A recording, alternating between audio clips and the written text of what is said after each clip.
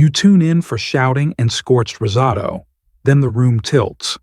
A chef hits the floor. A fingertip goes missing. Front of house and back of house square up with paying guests 10 feet away. A sample plate meant for study almost reaches a table. Medics step through swinging doors while tickets keep printing. These are the nights when the show stops being a contest and turns into a pressure chamber you can feel through the screen. The food matters, but the stakes jump past that.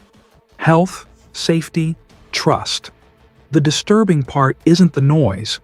It's the quiet right after, when everyone realizes the line just moved. 1. Aaron's slow-motion medical crisis, Season 3. From the premiere, you could tell something wasn't right with Aaron's song. I can't believe I'm cracking up right now. He played the cowboy bit for laughs. Where's your horse? I left him parked outside, Chef. I've never met an Asian cowboy. I knew I shouldn't have worn this outfit. But during prep, he'd glaze over, step off the line, and come back pale and apologizing. Aaron, what are you doing, buddy? I'm not doing anything. Bacon, Aaron, please. Sausages, please, Aaron. No answer. He tried to grind through simple tasks, and you could see teammates quietly covering stations so he didn't fall behind. I gotta switch with somebody over here. What's that? I gotta switch. Where are you at? Ramsey, who normally pushes hard, dialed it down and kept coaching him in short bursts. You do not want to lose this challenge. No, sir. The warning signs piled up, a wobble mid-conversation, numb hands, cramps, a fog he couldn't shake. Then the fall. Strenuous punishment have taken their toll on Aaron. 1 second listening, the next on the ground, the kitchen frozen around him while medics moved in.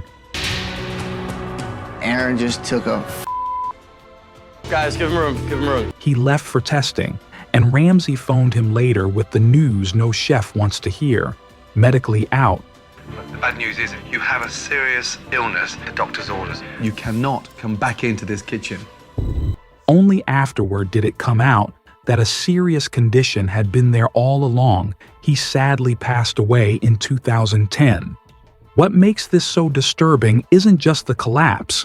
It's how a busy kitchen can hide a slow-motion crisis until the body makes the call. 2. Antonia goes down before doors even open. Season 8. Knife cuts and pan burns are part of the trade. Antonia Borgman never made it that far. Minutes before the first dinner service, she grabbed her head, tried to steady her breathing, and folded. Antonia? Antonia? Oh, my head is hurting. The line dropped everything. Names were shouted. A medic was called.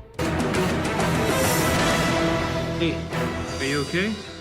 Oh, just my head hurts. What happened? I had a migraine. You could hear the shift from TV chaos to real fear in how quiet the room got. Good look at you here. Oh, my head. She was taken out and did not return. I've just got word from the hospital, and Antonia will not be returning to Hell's Kitchen.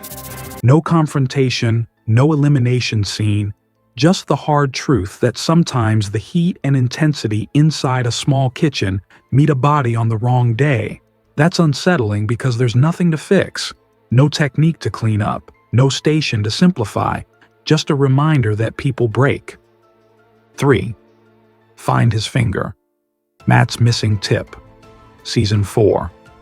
During a speed challenge with 20 shared ingredients, Matt Siegel tried to win back confidence the way a lot of cooks do. Move faster than the doubt. Sauce. His knife nicked the top of his finger clean off. I just took off the tip of my finger. Oh, my God.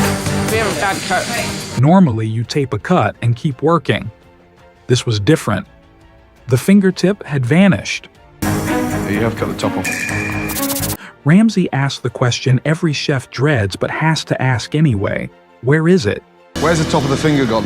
Oh, good question.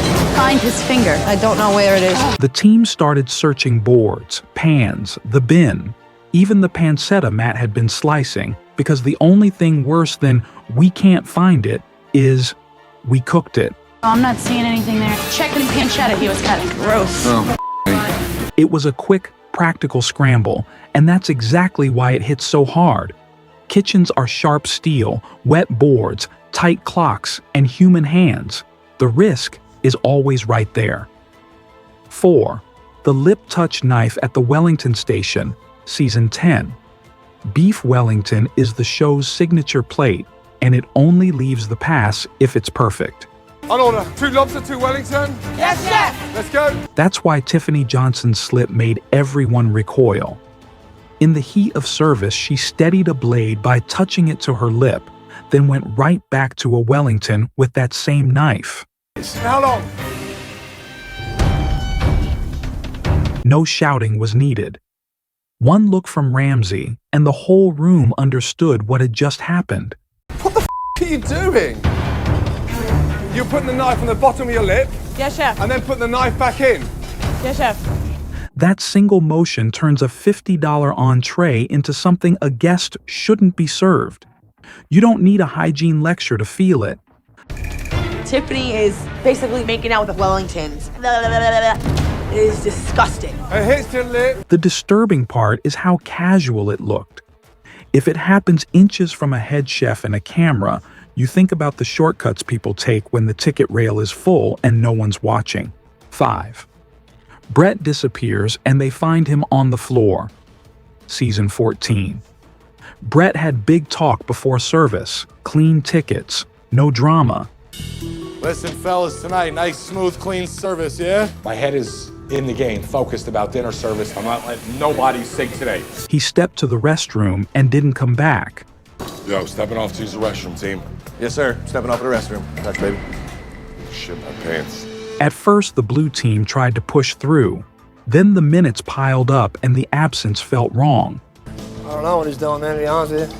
Where's Brett? Brett fell in the toilet. He's been in the bathroom for a long time. They found him slumped in a hallway, gripping the wall and stuck between breaths as a back injury flared so hard his legs went out. You okay? Yeah, I need medics in the back of the kitchen. Medic? I had a severe flare-up of my disc that is already slipped. They carried him through the service corridor while someone yelled for a medic. He fights hard. He's one of the best cooks on our team. What's your step? He wanted to shake it off.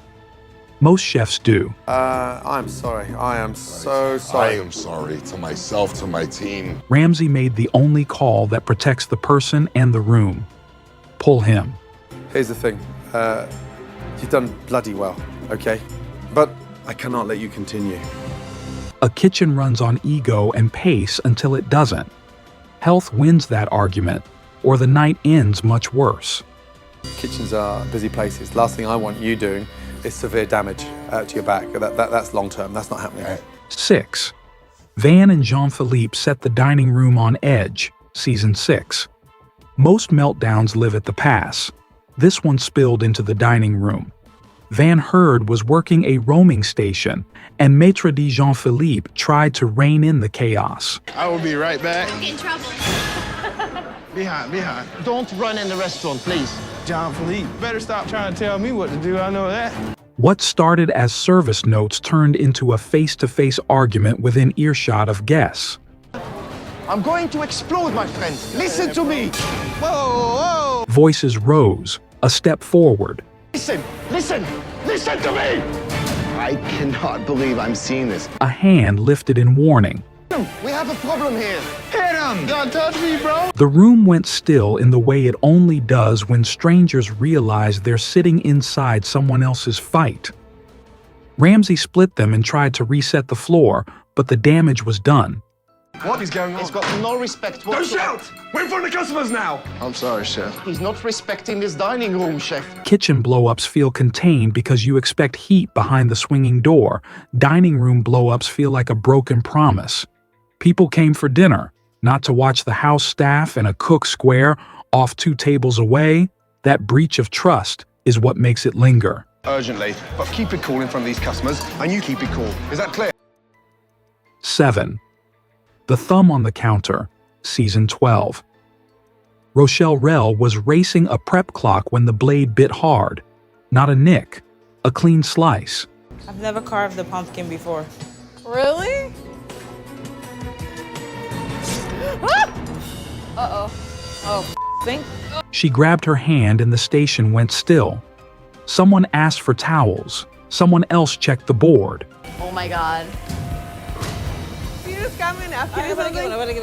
Then came the part you don't forget. A teammate spotted the missing piece sitting on the counter like a small pink coin. Oh my God, I saw it. Where? No music, just the kind of silence kitchens get when everyone's picturing the same thing at once. Nobody wants to touch it. Somebody covers it with napkins anyway. Just pull me in that direction and I'll drop a napkin on top of it. All right. Drop it? Yeah. The medic walks her out and the line keeps moving because tickets don't care what just happened. At this point in the game, if you're not here to shine, you can lose your space. It's disturbing because it turns a cooking show into a first aid scene in one beat. Knives are fast. Fingers are slower. Every cook knows that math. Melanie and Joy continue to be shaken by Rochelle's accident. I've never seen somebody's finger on a table. 8. Vanessa's burn that didn't heal in time, Season 4. Vanessa tried to tough it out. She reached for a pan, felt heat grab her palm, and you could see her fight the instinct to drop it. Hey, Shayna's on fire. Hey, but don't burn the kitchen down, yes? I won't. She didn't scream. She tried to fight the pain. Can somebody give me some ice and some orange cream, please? She burned her hand, Trish. She needs some ice. I looked at her hand and it was blazing red. The pain kept climbing. A medic was called. I burned myself. There was oil in a saute pan, and when I picked it up, it poured all over my hand. The medic wrapped her hand. She wanted to return. She couldn't grip.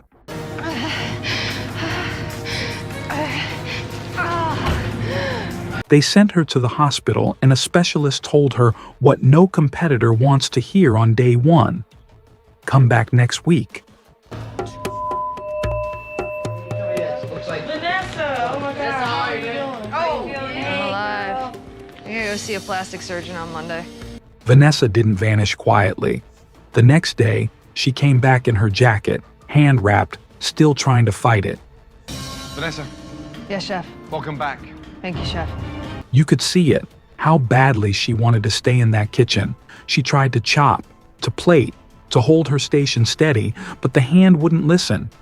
Every move was slower, every turn of the wrist a reminder of what she'd lost overnight. Watch out for me. It's really difficult to not be able to bang out prep with everybody else, you know? Finally, she went to Ramsey. Not with tears, but with the kind of silence that says everything. If I can't be here 100%, chef, I don't want to be here. What a shame. The room froze. Ramsey nodded.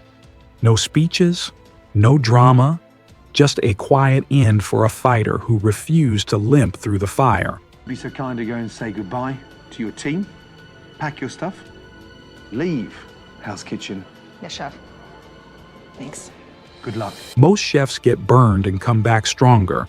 Vanessa got burned and learned where strength ends and where pride begins. 9.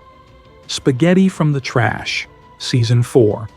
Service is loud. Pasta is late. Scallop risotto spaghetti, yes? Ladies, spaghetti. Jen needs spaghetti, remembers they tossed a batch, and reaches for the worst idea a cook can have under pressure. She goes to the bin. She pulls the pasta, rinses it, and gets it back in a pan. We had an order for spaghetti and I threw out what we had. And I decided to retrieve the spaghetti from the top of the garbage and washed it. Julia clocks it and stops the disaster before it crosses the pass. Where'd you get it from? The garbage on the top. Oh, no. What sticks is the logic people build when tickets stack. Boiling kills everything. Sounds like a fix until you picture the surface the food just sat on. The 12 kills the bacteria. Gordon didn't even have to see it to make the point. You can't protect guests with shortcuts. Once it hits the trash, it's gone. The fact that this almost made it back to a plate is the part that turned stomachs years later. 10. The hour-old sample eggs, Season 11. Every season starts with a "this is what it should look like" plate. And smoked salmon with scrambled eggs. The point is to study it, not serve it. Jeremy was so lost during breakfast service, he sent the sample scrambled eggs to a table, not similar eggs, the actual demo plate that sat out while the team prepped. I walk this plate. No. Hurry up, Sam, they're dying. Come on. Watch your back. Watch your back. Come on, coming down. Hey, all of you, come here. Ramsay brought everyone to the pass and didn't bother to shout. He didn't need to. One sentence about food that sat uncovered for an hour was enough. All of you! I'm listening, chef. Yes, chef. Some disgusting pig brought me the sample scrambled eggs. The sample scrambled eggs that I cooked an hour ago. In a real hotel, a mistake like that can send someone home sick. In a TV kitchen, it almost aired as dinner. He was gone by the end of the night, not for being slow, for breaking the basic promise that the food in front of a guest is safe. Jeremy is dead weight, plain and simple. I mean, he's going back to the person we put up for elimination the very first service. 11. Robert's second scare, Season 6. Robert Hesse left the previous season with pericarditis. He came back leaner and motivated. Boy with a dream is back, yeah. I'm gonna lead our team to victory, or I'm gonna die trying. Don't blow it up. He cooked better. Then a punishment day hit that was all stares and strain. The blue team, as a part of their punishment, had to bike all the way to the store and back for some ingredients. Okay, guys, follow me. All right. Ready? Yeah, let's go. Go, watch his back. Nice. So embarrassing. Robert tried his best. Come on, guys, keep pedaling. You gotta be kidding me, dude. He made it through, walked inside, and collapsed on a sofa. Looking at Robert like he can barely breathe, he looks white. Robert was not looking good. Went quiet and told the medic he felt lightheaded and short of breath. The cameras caught the color drain from his face. Okay, tell me, what's going on? Short of breath. I feel dizzy, too. Okay, try to stay calm for me. We need to send Robert to the hospital. The ambulance ride wasn't dramatic. It was routine. And that's the part that worries you more. Last season, he got jacked up and had to leave, and this season, he's getting jacked up again. He returned later, but the message was clear. Kitchens are sprints stitched together into a marathon. You can win the sprint and still lose the day if the body says no. Viewers tune in for raw scallops and refires. This was different. It was a health line you can't argue with, drawn in the middle of a game he wanted to finish. 12. I raised and butchered them, and I eat them raw. Season 7. Signature Dish Day is built for swagger. Andrew stepped up and told the room he'd raised and butchered his own animals and liked to eat them raw. A steak tartare. And I guess the inspiration from that came from the fact that I've raised and butchered my own animals. And I like to eat them raw. Then he added a wish list, 2 walk-in coolers so he could butcher more. When I win this competition, I'm gonna buy 2 walk-in coolers. That's all I really want. Chef stared at the floor. Someone let out a nervous laugh. Ramsay asked the question everyone was thinking, and Andrew didn't blink. Are you some form of Hell's Kitchen Hannibal Lecter? Plenty of cooks break down primals. Plenty enjoy tartare. This sounded like something else. The food wasn't the problem in that instant. The vibe was, competition kitchens run on trust. You need to believe the person next to you is reading the room, protecting the guest, and staying inside the bounds the job demands. When a chef seems proud to step outside those bounds, Bland. the air goes cold. Ramsay can fix a menu. He can get a dining room moving. He can pull a service back from the brink. What he cannot do is bend the rules that keep a kitchen. Human sharp knives and wet floors don't care about edits. Time doesn't care either. The disturbing part isn't that these things happened on television. It's that they can happen anywhere. Cooks are racing a clock and pushing past sense. That's why the loudest sound in Hell's Kitchen isn't the shouting. It's the seconds after it stops, when everyone in the room knows something crossed a line and there's no plate worth pushing through it.